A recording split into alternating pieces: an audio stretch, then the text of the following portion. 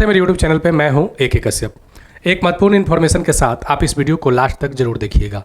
Unified pension scheme से संबंधित मुद्दे को लोकसभा में भी 10 फरवरी 2025 को उठाया गया है। मेंबर ऑफ पार्लियामेंट ने यूनिफाइड पेंशन स्कीम से संबंधित कुछ क्वेश्चन पूछे हैं फाइनेंस डिपार्टमेंट से, फाइनेंस मंत्री से। इसके संदर्भ में मिस्टर पंकज चौधरी जो वित्त राज्य मंत्री हैं, इन्होंने जो जवाब दिया है यूनिफाइड पेंशन स्कीम से संबंधित, वह काफ़ी नापा तौला जवाब दिया है। यहाँ पे मेंबर ऑफ पार्लियामेंट कुछ ऐसे बातों को जानना चाह रहे थे जो यूनिफाइड पेंशन स्कीम में विवाद से संबंधित कुछ बातें हैं, चाहे वो सुपर एनुएशन के समय मिलने वाला एसीओड अमाउंट हो, चाहे वो ग्रेच्युटी अमाउंट हो, या जो CCS पेंशन रूल के तहत जो रिटायरमेंट के समय दिया जाता है, तो क्या यहाँ पे भी यूनिफाइड पेंशन स्कीम में वो सभी राशियों को प्रावधानित किया गया है। VRS के मुद्दे पर हो या जो 25 साल का जो सर्विस लेंथ को 50% एश्योर्ड पेंशन के लिए 20 साल करने की बात हो, ये सभी जो है मुद्दे जो एक प्लेटफॉर्म है यूनिफाइड पेंशन स्कीम के जो एम्प्लॉई हैं, जो 1 जनवरी 2004 के बाद केंद्र सरकार में या लगभग 90 लाख जो राज्य कर्मचारी हैं जो NPS के तहत कवर है, तो ये लोग इन सभी बातों में कुछ रिफॉर्म्स सुधार की आवश्यकता को महसूस कर रहे थे। इसी संदर्भ में जो प्रश्न किया गया है, तो इसको समझेंगे कि जो प्रश्न किया गया है वह यूनिफाइड पेंशन स्कीम के किस भाग को क्लियर करने के लिए किया गया है और इस पर वित्त राज्य मंत्री का क्या जवाब आया है, इसे भी इस वीडियो में समझेंगे। अगर अभी आप नए जुड़े हैं तो ज़रूर मेरे चैनल को सब्सक्राइब कर लीजिएगा। वीडियो अच्छा लगेगा तो ज़रूर लाइक करके शेयर कीजिएगा। अगर कोई सुझाव होगा तो आप कमेंट कीजिएगा।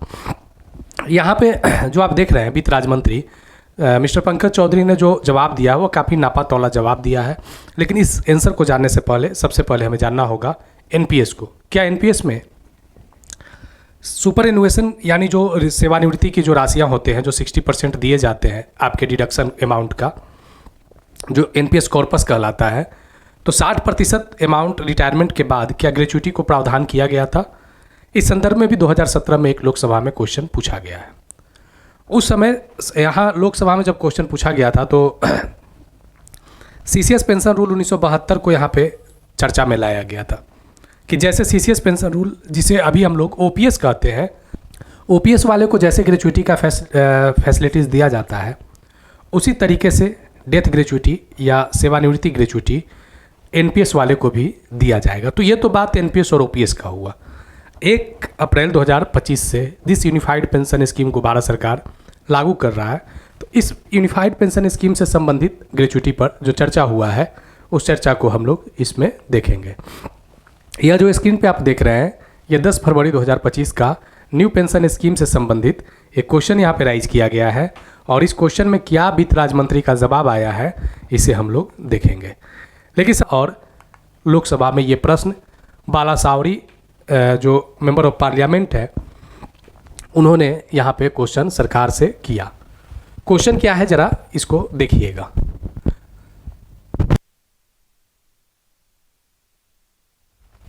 क्या सरकार राष्ट्रीय पेंशन योजना के स्थान पर नई पेंशन योजना शुरू किया है और इसी नई पेंशन योजना को नाम दिया जा रहा है यूनिफाइड पेंशन स्कीम।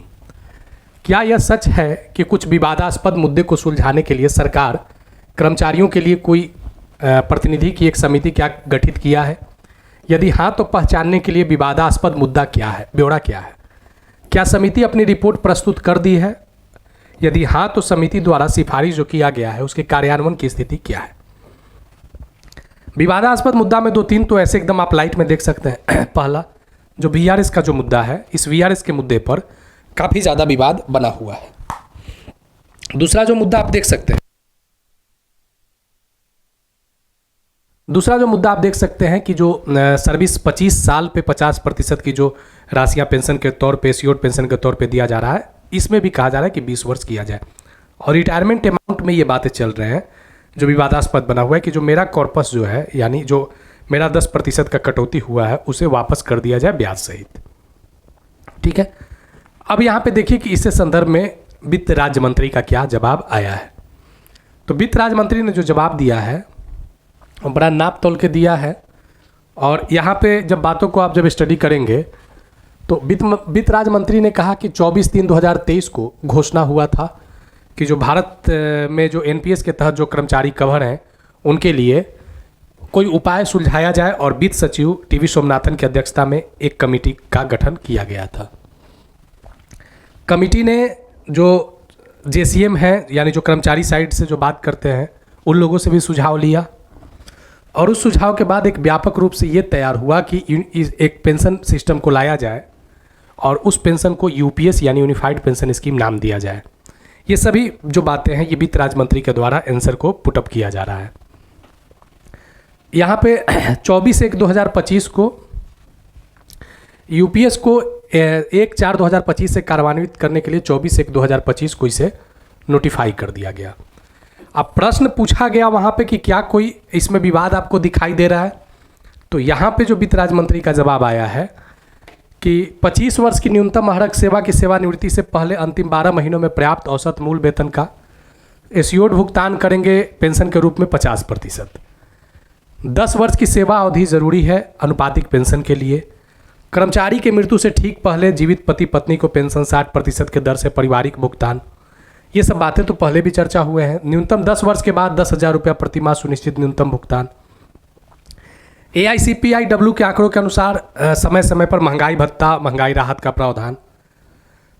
इन्होंने ये बात को बिल्कुल जो प्रश्न किया गया था, जो यहाँ पे आप प्रश्न देखेंगे जो किया गया था कि यदि विवादास्पद मुद्दे हैं तो क्या सुलझाने के लिए क्या कर्मचारियों के लिए कोई प्रतिनिधि का कोई टीम गठित किया गया है, तो इस पर तो इन्होंने तो कोई उस तरीके का कोई जवाब ही नहीं दिया कि कोई मुद्दा विवादास्पद दिख रहा है। लेकिन जो भी विवादास्पद मुद्दे हैं वह आप यहाँ पे देख सकते हैं, यही में केवल विवादास्पद मुद्दा है जो भी आपको स्क्रीन पे दिख रहा है। अगर सुधार हो गया तो विवादास्पद मुद्दा की कहानी ही खत्म हो गई यूपीएस से। एक और यहाँ पे मुद्दा जो देख रहे हैं जिस पर क्वेश्चन किया गया ग्रेच्युटी अमाउंट पर कि सेवानिवृत्ति के समय एक मुश्त भुगतान सेवानिवृत्ति के तिथि से मासिक प्रलब्धियों का 1/10वां भाग, जिस पर हमने अभी चर्चा किया है।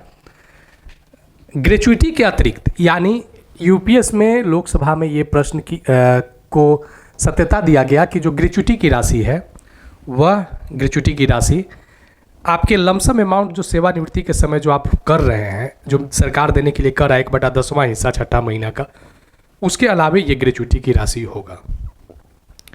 ऐसे इस बात को गजट में उतना बेहतर तरीके से क्लियर ना किया हो, लेकिन जब यूपीएस का जब कैबिनेट अप्रूव मिला था तो उस समय इस बात को क्लियर कर दिया था कि lump sum payment at superannuation in addition to gratuity, यानी ग्रेच्युटी के अतिरिक्त जो सेवानिवृत्ति की राशियां हैं वह आपको यूपीएस में मिलेंगे।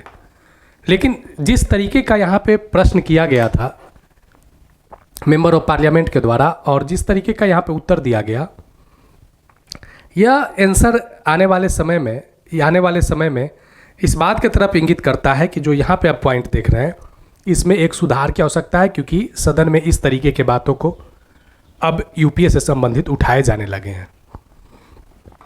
यह जो वीडियो था खास करके जो 23 लाख कर्मचारी केंद्रीय हैं और राज्य में अगर लागू होता है तो वे कर्मचारी होंगे, तो उनके को ध्यान में रखते हुए इस लोकसभा के इस फ्रेम को जो क्वेश्चन किया गया था उसको हमने यहाँ पे आपके सामने रखा है। आप बताइएगा कि वीडियो कैसा लगा है। अगर कोई सुझाव होगा ओपीएस यूपीएस एनपीएस से संबंधित तो ज़रूर कमेंट में लिखिएगा। वीडियो को ज़रूर आप शेयर कर दीजिएगा। नए जुड़े हैं तो चैनल को सब्सक्राइब करके बेल आइकन को ज़रूर दबा दीजिएगा। आगे मिलेंगे नेक्स्ट वीडियो नेक्स्ट टॉपिक में। धन्यवाद।